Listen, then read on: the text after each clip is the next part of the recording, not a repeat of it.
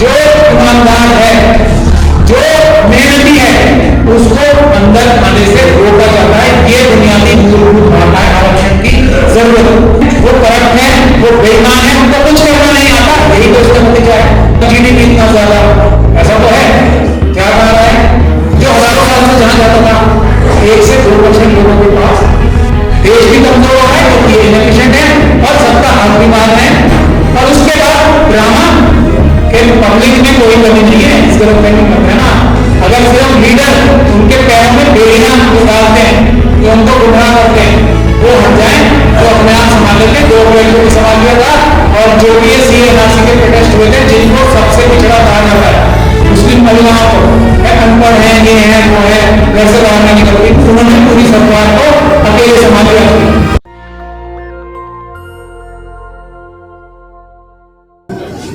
एक महत्वपूर्ण बात यह सामने आई है कि सबसे पहले हम किसी विषय को समझें और उसको जीतने के लिए क्या रणनीति बनाई जाए, वो सबसे महत्वपूर्ण विषय होता है। पूना पैक्ट का भी जिक्र आया, वो भी एक सबसे महत्वपूर्ण इशू है आरक्षण के लिए। अगर आप आरक्षण को समझना चाहते हैं, मूलभूत भावना समझना चाहते हैं, तो आपको पूना पैक्ट भी समझना पड़ेगा कि पूना पैक्ट एक अच्छाई थी या धोखा था, यह भी आपको समझना पड़ेगा। लेकिन इन सबसे पहले बाबा साहब डॉक्टर भीमराव अंबेडकर की बहुत सारी क्वालिटीज थी, खासियतें थी। एक क्वालिटी जो उसमें उनमें थी वो ये भी थी कि वो किसी भी समस्या का, किसी भी विषय का की जड़ तक जाते थे, तभी वो इतने अच्छे समाधान बता पाते थे। अगर जो लोग बाबा साहब को पकड़ते हैं तो उनकी क्लैरिटी ऑफ थॉट किसी भी विषय के बारे में ऐसे होती थी कि एक 5 साल का बच्चा भी उस विषय को समझ पाए। ये बाबा साहब की बहुत बड़ी बड़ी खासियतों में से एक बड़ी खासियत थी। लेकिन दुर्भाग्य की बात यह है कि आज हम सतही बातें करने लगे। बाबा साहब के अनुयायी तो मानते हैं हम अपने आप को, लेकिन जड़ तक नहीं जाते किसी भी विषय की, इसलिए भटक जाते हैं। संविधान की मूलभूत भावना को समझने के लिए हमें यह समझना पड़ेगा कि बराबरी और इंसाफ क्या चीज है, और किसी भी राष्ट्र में बराबरी और इंसाफ का क्या मतलब है, और बाबा साहब क्या चाहते थे ये संविधान बना के। क्या बाबा साहब ने जो इतनी मुसीबतें झेली, तो एक बात के लिए तो मैं अपने आप पे फख्र महसूस करता हूं कि बाबा साहब को संविधान गठन करने की समिति में पहुंचाने के लिए बहुत सारे कमियां मुस्लिम समुदाय में रही हैं, मुस्लिम समाज में रही है, लेकिन एक अच्छा काम ये किया कि उनको संविधान गठन करने वाली कमेटी में, मुस्लिम कमेटी में पहुंचाया। जब मनोवादी मानसिकता ये चाहती थी कि ये व्यक्ति अंदर ना पहुंचे, अंदर ना पहुंचे, चेयरमैन बनाने की तो बात दूसरी, लेकिन वो चेयरमैन भी इसलिए बने क्योंकि सब लोगों का दबाव होना था कि इनके अलावा किसी को मारने कोई प्रयास नहीं, किसी भी बात पर कोई आसान कभी नहीं।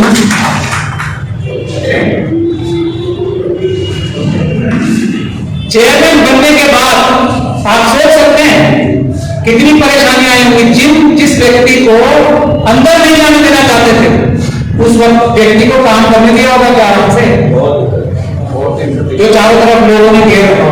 उसके बावजूद भी ऐसा संविधान जिसमें इंसाफ बराबरी के लिए बहुत सारे टूल्स मौजूद हैं, बहुत सारे रास्ते मौजूद हैं, अकेले इंसान ने सिर्फ चंद मुट्ठी भर अपने साथियों के साथ जो काम कर दिखाया, तो हम उसको सिर्फ अपने फायदे के लिए इस्तेमाल नहीं कर पा रहे, ये समझने का विषय है।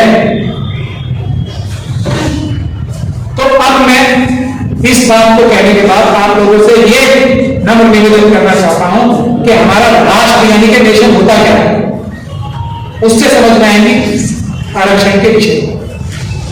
किसी भी राष्ट्र का कॉन्सेप्ट जो होता है वो ये होता है, पहले जमाने में तो राजा होते थे, राजा का ही सब कुछ होता था, राजा की जगह जनता आ गई। तो किसी भी राष्ट्र की जो भी संपदा है, जमीन के नीचे, समुद्र के अंदर या आसमान की ऊंचाइयों तक, कहीं तक भी, जमीन के ऊपर, जमीन के नीचे और आसमान की ऊंचाइयों पर जो भी कुछ है वो की जनता का बराबर हिस्सेदारी है। हर एक व्यक्ति जो इस देश का बाशिंदा है उसकी बराबर की मिल्कियत है, वो मालिक है उसका, ये है मूलभूत भावना। अब आरक्षण क्या है? आरक्षण ये है कि हजारों साल से जो बेईमानी होती आ रही थी कि बहुत सारे लोगों का हक कुछ लोग चुरा के लूट कर धोखा देके खा रहे थे, उसको वापस उन लोगों तक पहुंचाना, ये तो एहसान कर रहा है किसी के ऊपर। ये जो चोरी हो रही थी उसको ठीक करने का विषय है आरक्षण। जो चोरी हो रही है आजकल उसको ठीक करने का विषय है, क्योंकि किसी भी और तरीके से जिस समाज में एकलव्य आता है, जिस समाज की जो सिस्टम है उसमें एकलव्य का उदाहरण होता है, तो उसमें किसी भी व्यक्ति को जो होनहार है, जो ईमानदार है, जो मेहनती है, उसको अंदर आने से रोका जाता है। ये बुनियादी मूलभूत भावना है आरक्षण की जरूरत। अब आप समझिए कैसे। एक बात ये कही जाती है कि आरक्षण जो है हम कमजोर लोगों को, जो लोग ज्यादा समझदार नहीं है, उनकी मदद करने के लिए आरक्षण दिया जाए। इससे बड़ा झूठ, इससे बड़ी बेईमानी, इससे बड़ा धोखा कुछ हो ही नहीं सकता। ये केस होता हमारा एम्स का, सुपर स्पेशलिटी का, कुछ हमारे साथी अगर जानते होंगे, उसमें मैंने ये आर्गुमेंट की थी, जिसकी वजह से प्रमोशन में रिजर्वेशन एम्स में और सुपर स्पेशलिटी में एडमिशन बचा था, नहीं तो सुप्रीम कोर्ट से फैसला हुआ। ये जो मैंने आर्गुमेंट वहां की थी वो मैं आप लोगों के सामने पेश कर रहा हूं। आरक्षण समझने के लिए सबसे महत्वपूर्ण बात यह है कि आरक्षण किसके ऊपर एहसान है, आरक्षण किसके लिए अच्छा है। क्या आरक्षण देश के लिए अच्छा है या आरक्षण देश के लिए बुरा है? क्या आरक्षण एफिशिएंसी के लिए, अच्छा काम करने के लिए जरूरी है या आरक्षण उसके लिए बुरा है? ये पहली बुनियादी बात हमें समझने की जरूरत है, जो मैंने आर्गुमेंट बात। हमारा देश इतनी संपदा है कि अंग्रेजों के आने से कुछ साल पहले तक पूरी दुनिया का जो एसेट्स थे, सरमाया थे, वो 27% भारत के पास थे। सबसे ताकतवर देश था अंग्रेजों के आने से पहले। मतलब इसका क्या हुआ कि हमारे देश में समर्थ इतना है कि वो देश दुनिया का सबसे धनी देश बन सके। ये हमारी समर्थ है, हमारी जो संपदाएं हैं उसकी वजह से और हमारे लोगों की मेहनत की वजह से। मेहनत के लोग मेहनत काम करते हैं जो ब्राह्मण क्षत्रिय वैश्य यानी कि मनु वाली मानसिकता के नहीं होते, उनकी मेहनत से और हमारे देश की संपदाओं से हमारा देश जो समर्थ है उसका दुनिया का सबसे ताकतवर और दुनिया का सबसे ज्यादा धनी देश होने का सामर्थ्य, कैपेसिटी, कैपेबिलिटी हमारे देश में है, इनबिल्ट है, इसमें किसी की जरूरत नहीं है। अब आजादी के बाद से 90 से 95% लोग और 100% कौन लोग हैं उस जगह पर जहां से चीजें कंट्रोल होती है, जहां से दिशा निर्देश तय होते हैं। 90 से 95 हर जगह और 100% कौन लोग हैं जी। और इसके बाद हमारा देश किसी भी ह्यूमन राइट्स के आते, किसी भी पावर्टी के, वुमेन वेलफेयर के, एजुकेशन के, किसी भी ह्यूमन राइट्स को देखने जाओ, किसी भी डेवलपमेंट के, किसी भी नतीजा 206-7 जितने भी देश हैं उसमें से हमारे देश का संख्या नंबर आता है 150, 170, 200, 198। क्यों आता है? देश में इतनी जान है लेकिन नतीजा ये कम क्यों आ रहा है? क्योंकि इनएफिशिएंट लोग, क्योंकि बेईमान लोग, क्योंकि करप्ट लोग, क्योंकि ऐसे लोग जिनमें समर्थ नहीं है, वो 90 से 100% जगहों पे बैठे हैं। ये वजह है। तो अब मैं आप लोगों के सामने, मैंने सुप्रीम कोर्ट के सामने भी सवाल रखा था, उसमें बहुत जबरदस्त झगड़ा हुआ था, जैसा आमतौर पर इन केसेस में हर जगह मेरा होता है। जिस बात का तर्क नहीं होता उसमें लड़ने आ जाता। तो मैंने कहा जब इसका मतलब क्या हुआ, जो हमारे SC, ST, OBC और माइनॉरिटीज के अलावा जो भी लोग हैं वो इनएफिशिएंट हैं, वो करप्ट हैं, वो बेईमान हैं, उनको कुछ करना नहीं आता, यही तो उसका नतीजा है। लॉजिकल बात है ना। कोई लॉजिक बात तो कर नहीं रहे। दूसरे एंगल से देख लीजिए, हमारे देश का जीडीपी में हमारे देश के लोग बता रहे हैं, जो हमारे बड़े बड़े सरकारों में बैठे कि तीसरी सबसे बड़ी इकोनॉमी, पांचवी सबसे बड़ी इकोनॉमी, मतलब जीडीपी इतना ज्यादा। ऐसा तो है, क्या कह रहा है, जो हजारों साल से जहां जाता था 1 से 2% लोगों के पास जा रहा है। किनका हक मार के, जो मैंने बुनियादी बात कही, हम सब बराबर के मालिक हैं, देश की संपदा पे हमारा हक है, तो सबका हक छीन के, चोरी करके, डकैती डाल के अपने पास ले जाके और देश को कमजोर किया जा रहा है साल के साथ। दोनों तरह से नुकसान हो रहा है, देश भी कमजोर हो रहा है क्योंकि ये इनएफिशिएंट है और सबका हक भी मार रहे हैं, और उसके बाद ड्रामा के रिजर्वेशन जो है वो इनएफिशिएंसी लाओ, ये ड्रामा, और उसको बार बार बोल के हमारे अपने लोग का कहीं ना कहीं इस मानसिकता को मानने के लिए तैयार हो चुके हैं कि हाँ हमने कोई कमी होती है। तो सबसे पहला निवेदन मेरा ये है कि ये आप लोग अच्छी तरह से समझ, जो भी व्यक्ति जो हमारे सुपर मनुवादी मानसिकता के जो वर्ग है ना, उनसे आता है, वो इनएफिशिएंट होता है बाय नेचर, बेईमान होता है बाय नेचर, करप्ट होता है बाय नेचर। उनमें एक्सेप्शन होती है, कुछ 2, 4, 5, 10% होती है। उसके उल्टा जो हमारे दूसरे लोग SC, ST, OBC और माइनॉरिटीज, वो बाय नेचर ईमानदार होते हैं, बाय नेचर मेहनती होते हैं, बाय नेचर इंटेलिजेंट होते हैं, बाय नेचर करप्ट नहीं होते, लेकिन उनमें भी 2, 4, 5, 10% होते हैं जो करप्ट, बेईमान या होते हैं।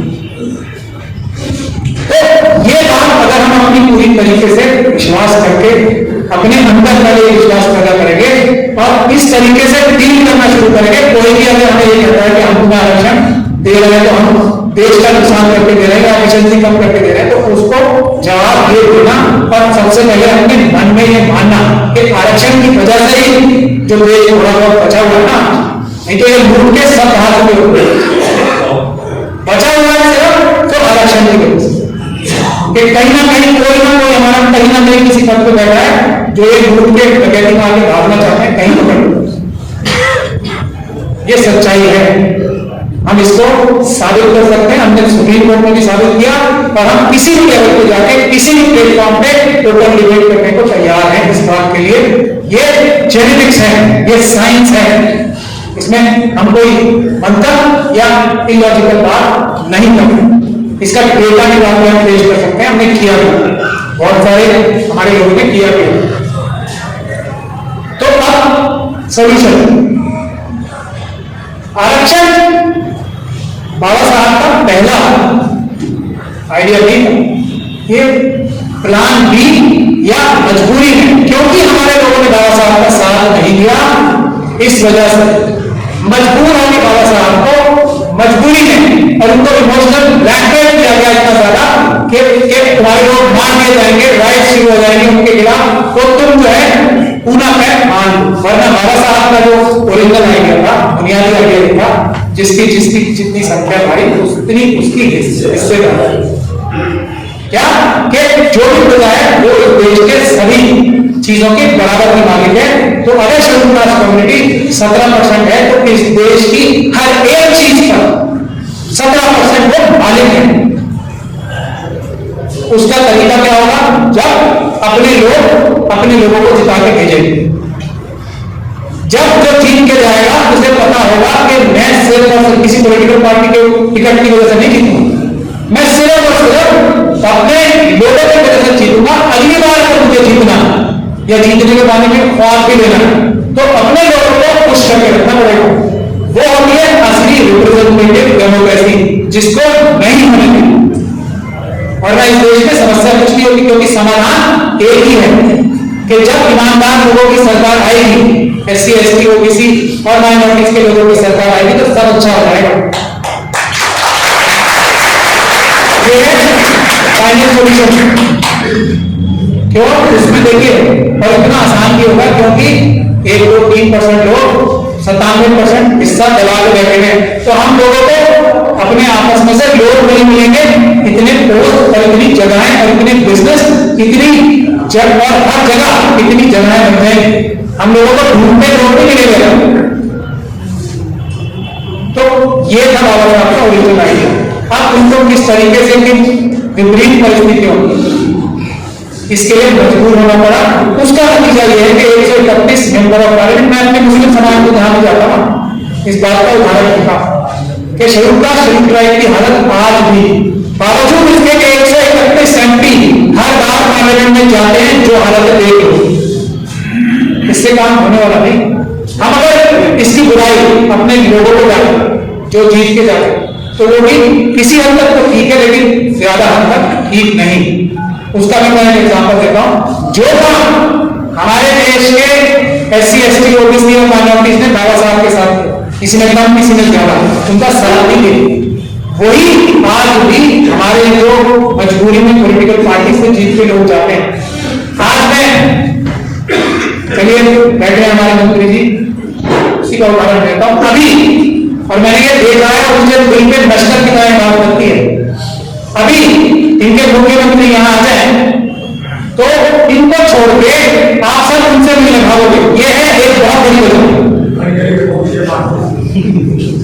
मैं आपको बता रहा हूं, अगर इसी को ठीक करते हैं, बड़ा नेता आ जाए किसी पार्टी का, हम अपने जो हमारा नेता है, चाहे अच्छा है बुरा है, चाहे वो उन्हीं की जेल से निकाला हुआ आदमी गौतम बुराई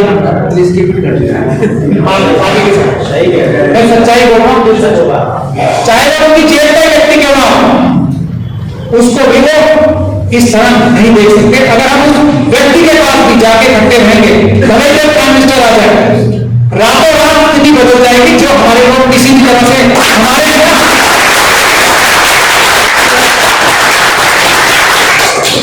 उनके दिल में वही है जो मैं बोल रहा हूं,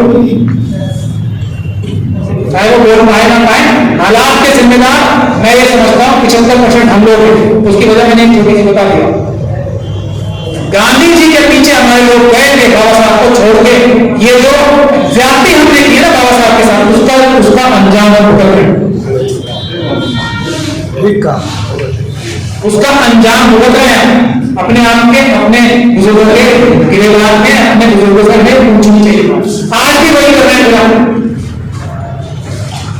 यह है बुनियादी वजह और बुनियादी सोल्यूशन। जब तक के हमारी रिप्रेजेंटेटिव गवर्नमेंट नहीं आती, तब तक हमें अपने लोगों से बात करना है।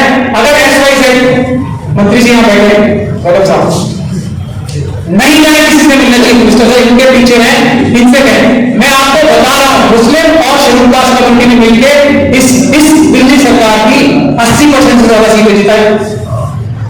सबको पता है कि अगर दो मंत्री है ना हमारे, एक बैठे हैं और एक इमरान साहब, ये हमारे बेसिस हैं, इनको सबसे ज्यादा इंपॉर्टेंस मिलनी चाहिए। अगर दिल्ली का मजबूरी में एग्जाम्पल दे रहा हूं, हर जगह ये हालत है, तो ऐसा ना समझे कि मैं किसी पार्टी के लिए बोल रहा हूं, किसी भी स्टेट की बात बता दे मुझे, किसी भी पॉलिटिकल पार्टी की बात, यही है, बिल्कुल यही हो रहा है जो यहाँ। अगर हम दोनों मुस्लिम समाज मिलकर और शेड्यूल कास्ट समाज मिलकर बाकी सब लोगों से मिलना बंद करते हैं, सिर्फ अपनी गुजारिश, अपनी रिक्वेस्ट, अपनी जो भी हमारी अच्छा है, इन्हीं के कपड़े फाड़े और इन्हीं से गुजारिश करें, रातों रात नहीं बदल जाएगी। अरविंद केजरीवाल जी और अपने लोगों के पास जाएगा, भैया बताओ बचाओ, ये एक कमी है ना, इसको दूर कर लें, बहुत सारी समस्याएं आ रही। अब क्योंकि टाइम भी लिमिटेड है, लेकिन मुझे अपनी बातें भी सारी करनी है। सोल्यूशन का एक और तरीका,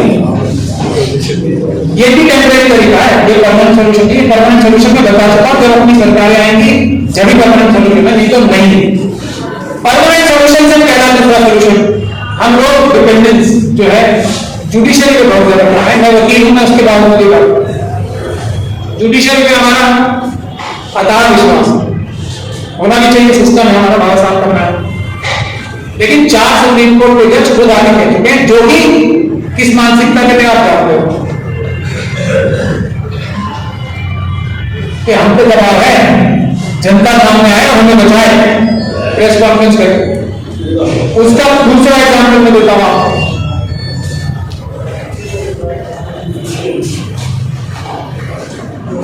जो 2 अप्रैल हुआ था, जो कितना बड़ा हमला हुआ था ना हमारे अधिकारों की शक्ति का 2 मिनट में ठीक हो गया। सुप्रीम कोर्ट ने भी रिव्यू फॉर्म नहीं कर दिया खुद, और सरकार ने लॉ भी चेंज कर दिया खुद। क्यों?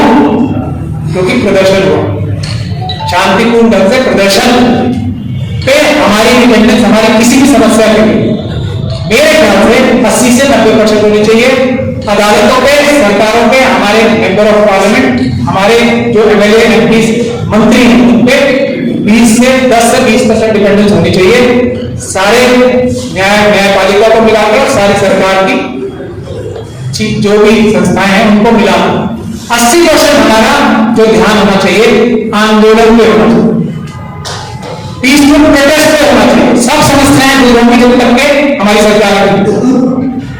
उसके एक के बाद 20 एग्जाम्पल मैं दे सकता हूं आपको। किसान आंदोलन का अभी 56 इंच की छाती जो है 5.6 मिलीमीटर की नहीं रहेगी, 1 मिनट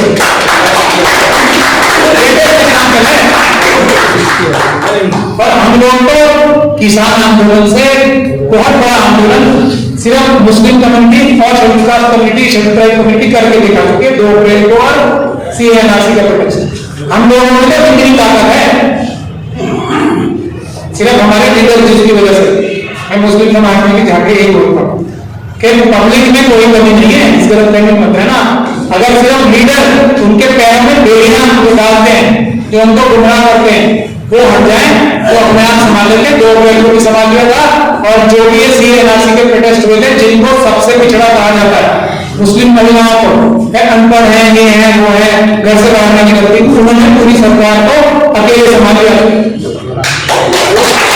2 अप्रैल में हमारे शेड्यूल कास्ट शेड्यूल ट्राइब के भाइयों ने पूरी सरकार को ऐसे संभाल लिया। ये हमारी ताकत है, जिसको ना भूलें, किसी का सोल्यूशन भी मुश्किल नहीं है। तो अदालतें भी जिस चीज में हमें नजर आता है ना कि ये माहौल है, तो उसके हिसाब से फैसले करती हैं। मैं आपको पूरी जिम्मेदारी के साथ एक बात और कहना चाहता हूं, ये आपको पता होनी चाहिए कि आजादी के बाद से एक भी किसी भी हाईकोर्ट से और सुप्रीम कोर्ट से एक भी फैसला ऐसा नहीं आया जिसमें पूर्ण रूप से एससी, एसटी, माइनॉरिटीज और ओबीसी और महिलाओं के लिए जो अधिकार हैं संवैधानिक तौर पे, वो उन्हें सच में मिल सके। एक फैसला, बार मैं कह रहा हूं, आज तक किसी ने इसको कॉन्फिडेंट नहीं किया। एक फैसला ऐसा नहीं आया जो पूर्ण रूप से उनको अधिकार देने वाला। हिसाब से अगर कुछ दिया है तो उस हिसाब से छीन भी लेते, इंप्लीमेंट नहीं होते सुप्रीम कोर्ट के फैसले, और सुप्रीम कोर्ट कॉन्फिडेंट नहीं करती। सुप्रीम कोर्ट का एक फैसला है, जो हमारे भाई ने एक उठाई थी बात विरोधी ने, SC ST सब प्लान एक केस है हरनाम सिंह जी के नाम से हमने डाला हुआ है। उसका क्या है, सब प्लान क्या है? सब प्लान को ये नहीं है, सब प्लान के मूलभूत भावना जो है वो रिजर्वेशन से आती है कि 17% जो भी प्रदेश है उसके जो मालिक हैं वो शेड्यूल कास्ट है, जितनी भी उनकी संख्या। तो बजट में हर साल सिर्फ और सिर्फ उनकी भलाई के लिए, जिस भलाई में रोड कंस्ट्रक्शन, पुल कंस्ट्रक्शन, स्कूल कंस्ट्रक्शन नहीं होंगे, जो सबके लिए वो है, उसके अलावा दिल्ली में 17% पॉपुलेशन है, तो सारा का सारा पैसा 1980 के बाद से उन्हीं के लिए जाएगा। जितना भी बजट में एलोकेशन होगी, बजट एलोकेशन संख्या के हिसाब से, और जितना पैसा होगा एक साल में खत्म नहीं हुआ तो अगले साल वो कैरी फॉरवर्ड। मैं आपको कह रहा हूं इसी में हम बंद करा दें तो दिल्ली के हरेक विकास कम्युनिटी के परिवार में कम से कम 4 या 5 करोड़ रुपए तो वैसे चलते। इतना हमारा पैसा उधार है सरकारों का, पूरे देश के लिए। तो हम लेकिन संगठित होकर कुछ तो करें। हम करें कैसे? एक तो है हम इलेक्शन में वोट देते हैं, हमें ऐसे हालात पैदा करने हैं जिससे हमारे लोग जो जीत के जा रहे हैं किसी भी पार्टी से, उनकी आवाज अपनी पार्टियों में बने। वो कैसे बढ़ेगी? हमें सामाजिक तौर पे जो भी हम उम्मीद करते हैं किसी भी सरकार से, किसी भी एमएलए से, किसी भी एमपी से, इतनी शक्ति होनी चाहिए हमारे संगठन में कि हम वो बगैर सरकार की मदद से तत्काल संविधान की सुरक्षा सड़क पे जाके कर सकते। अगर कोई व्यक्ति हमारे साथ ज्यादती जुल्म कर रहा है, कोई हमें सरकारी अफसर नौकरी नहीं दे रहा, इंटरव्यू में एक लगे लगाना चाह रहा है हमारा, तो हम मौके पे पहुंचे करते हुए लोग और उसकी मदद करें वहां पे उसी वक्त पर मजबूर करें हर एक अधिकारी को केवल संविधान और कानून के हिसाब से चलेगा। यदि हम इतना भी करने में कामयाब हो गए तो हमारे जो इलेक्टेड लोग चाहते हैं उनको अपनी सरकारों में मजबूती मिलेगी, अपनी पार्टियों में मजबूती मिलेगी और हमारे लोगों को हर वो एक प्रावधान जो कागजों में मौजूद है जिसका फायदा हमें नहीं मिल पा रहा उसका फायदा हमें तुरंत मिलेगा। उससे एक सबसे बड़ा फायदा ये होगा कि आज हमारे लोग चाहे वो SC/ST के हों या माइनॉरिटीज के उनको वोट देने का भी खुला अधिकार नहीं है। अगर उन्हें आज बूथ वाइज पता लग जाता है किसने किसको वोट, अगर वोट कहीं और होते हैं तो बाद में बचाने वाला नहीं मिलता, उनके साथ इतने जुर्म होते हैं। तो ये जो संगठन बनेंगे ऐसे जो मौके पे उनकी हिफाजत कर सकेंगे किसी भी प्रकार के अत्याचार से, तो उससे उनकी फ्री एंड फेयर इलेक्शन में वोट देने की भी ताकत बढ़ेगी, अपनी जो फिल्म और जाति होती है उसको रोकने की भी ताकत बढ़ेगी। उसके लिए सबसे जरूरी ये है कि हम एक तो जैसे अभी एक केस हमारे दिल्ली में भी चल रहा है, हम एडहॉक टीचर्स की बात कर रहे थे और एडहॉक अपॉइंटमेंट्स की बात कर रहे हैं। दिल्ली में डॉक्टर बिंदु सिंह का एक केस है, उसके साथ दिल्ली यूनिवर्सिटी इसलिए ज्यादती कर रही है कि वो एक ऐसी दलित महिला है जो इंफीरियरिटी कॉम्प्लेक्स आती है हमारे सो कॉल्ड जो अपने आप को अपर कास्ट होकर नहीं कहते होंगे, मुझे तो याद भी नहीं होता कैसे कैसे जूता कटोरा पीट के अपने आप को अच्छा और ऊपर करना चाहते हैं। तो उनको उनसे ज्यादा अच्छी है, उनसे ज्यादा पढ़ी लिखी है, उनसे ज्यादा अपने सब्जेक्ट में अच्छी है, तो उसको सिर्फ इस बात के लिए प्रताड़ित किया जा रहा है कि तुम जो हो SC जैसी दिखती क्यों नहीं, तुम जो हो SC जैसी जो इनके मन में विचार है वैसी बोलती क्यों नहीं, तुम जो वैसे क्यों नहीं लिए, इस वजह से उसके साथ अत्याचार हुआ है। तो हमारे समाज को इस प्रकार के इंडिविजुअल केसेस भी पकड़ के और सरकार की नाक कटवानी चाहिए, चाहे वो कोई भी सरकार इंडिविजुअल केसेस। ये तीसरा सोल्यूशन। और इन सबका टूल क्या होगा, हमें एक टीम बतानी पड़ेगी। हम हर जगह जाके हर जगह रिक्वेस्ट कर रहा हूं, हमने भी एक संस्था बना रखी है मिशन सेव, उसमें हम यही तत्काल संविधान सुरक्षा हर जगह पे जाके मदद करना चाहते हैं। जमीन पे लोगों की कोर्ट में जाने की जरूरत ही ना पड़े, जमीन पे न्याय पीसफुल तरीके से संवैधानिक तरीके से लोगों को मजबूर करना के कानून के हिसाब से चलो। उसके लिए सबसे अहम बात यह है कि हम जो लोग स्वयं एक लिस्ट बननी चाहिए हमारे लोगों की, हमारे संगठनों के पास, हर एक संगठन के पास एक ऐसी लिस्ट होनी चाहिए कि हम लोग गिरफ्तारी जेल जाने के लिए कितने लोग तैयार नहीं, बेकरार हैं कि किसी तरीके से हमें जेल भेजो, आंदोलन करते हुए ये एक हम लिस्ट बना लें। तो मैं समझता हूं ये भी एक अच्छा सोल्यूशन है किसी भी प्रकार की जो हमारी मुसीबत और दुख है उससे निकलने। क्योंकि किसी भी दमनकारी सरकार और खास तौर पे ये 7 साल पहले की जो सरकारें थी वो भी कोई कम नहीं थी, लेकिन वो धीरे धीरे करके जो इंजेक्शन लगा के दूर चूस। इस सरकार का एक तरह से मैं धन्यवाद नहीं हूं कि इन्होंने सीधे चाकू निकाल के बड़ा बड़ा लंबी कटार निकाल के हमारा गला काटना शुरू कर दिया। तो अब हमें दर्द हो रही है, हम जा रहे हैं, तो मैं एक तरह से इनका धन्यवाद नहीं। लेकिन पिछले 7 साल से पूरी खुलेआम ये मनुस्मृति को लागू करने के लिए और संविधान को खत्म करने के लिए काम कर रहा है। तो ये एक तरह से अच्छाई भी है, लोग जागे और इस किसी भी इस प्रकार की दमनकारी सरकार का एक ही रास्ता होता है, एक ही तरीका उसका पुलिस और जेल। ये अगर हम तोड़ दें, इसको पार कर जाए, फिर ये कुछ नहीं कर पाए। जगह नहीं है, जेल की जगह नहीं। हमारे लोग पीछे इस में तो जो लोग स्वयं जाना चाहते हैं वो अपने सभी संगठनों को वॉलंटियर्स दें कि हम जेल जाने के लिए प्लीज हमें जेल भेजो। ऐसा दूसरा जो लोग स्वयं नहीं जाना चाहते मैं तो कॉन्सेप्ट दे रहा हूँ, यहाँ तो आपके बहुत सारे संगठन आए हैं। ये संगठन मैं अगर ऐसी भावना नजर आ जाए ना इस सरकार को भी, अभी SC/ST इम्प्लीमेंट होना शुरू हो जाएगा कल से पूरी तरीके से। अभी अत्याचार बंद हो जाएंगे अगर ये भावना आ जाए हाथ खड़ा करने वाली कि हम जाएंगे जेल। तो स्वयं नहीं जाना चाहते वो कम से कम ऐसे परिवारों को फाइनेंस करें जो जेल जाने के लिए तैयार। क्योंकि जो लड्डू वाले हैं ना सबसे पहले हमला किस पे करेंगे, जो झुकी में रहा उसकी खतरा आएगा बाद में। जिनके पास कुछ थोड़ा बहुत मेहनत करके या मशक्कत करके थोड़ा बहुत माल आ गया हमारे लोगों, उनका नंबर आएगा पहले। छीनना है हमें माल, गरीबों की तो बाद में किडनियां छीनेंगे वो अलग बात है, पर माल वालों को कम से कम इतना जरूर करना चाहिए। यही मैं मुस्लिम समाज में भी जाके कह रहा हूँ, और वहां एक बड़ी लिस्ट बन रही है। 10 लाख का टारगेट मैंने दिया है पूरे देश में। अगर सिर्फ मुस्लिम समाज से 10 लाख लोग ऐसे आ रहे हैं जो ये कह रहे हैं हमें कब जेल भेजोगे प्लीज, उसी तरीके से अगर शुरुआत से भी ऐसे 10, 20, 25 लाख लोगों का एक लिस्ट हो जाए, हमारी ज्यादातर समस्याओं का समाधान हो जाए। तो मैंने आपको रिवायती तरीके से भी जिस तरह से वो संविधान को समझाते हैं वो तरीका भी मुझे आता है, लेकिन वो आसानी से समझ में नहीं आता। तो संविधान की और रिजर्वेशन की जो महत्व है मैंने वो आपको बताने की चेष्टा की है। अगर मेरे बताने में कोई कमी रही हो तो मैं माफी चाहता हूँ। कुछ ऐसी बात जो मुझे नहीं कहनी चाहिए आज के हालात में, जिसने किसी को पीड़ा पहुंचाई हो, मैं उसके लिए भी माफी मांगता हूँ। लेकिन मैं कहूंगा ये बात, क्योंकि बाबा साहब से हमने सबसे पहली बात यही सीखी है कि चाहे पूरी दुनिया एक तरफ हो जाए, सच मत छोड़ना। बाबा साहब की उस वक्त कदर नहीं हुई, उस वक्त होती तो हम सब लोग यहाँ इस भवन में बैठे ही होते, बाद में तो हुई। ये भी एक प्रेरणा का विषय है, क्योंकि उन्होंने सच बोला, उन्होंने ऐसा सच बोला जिसमें मिलावट नहीं थी। तो वो आज भी सच रहेगा, कल भी सच रहेगा।